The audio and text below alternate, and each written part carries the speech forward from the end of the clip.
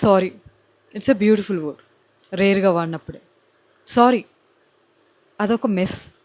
ప్రతిరోజు వాడుతూ ఉంటే నువ్వు లైఫ్లో సారీని ఎలాంటి వాటికి వాడుతున్నావు, అండ్ నీ లైఫ్లో ఉండే పీపుల్ ఈ సారీని ఎలాంటి సిచ్యువేషన్స్లో నీకు చెప్తున్నారు.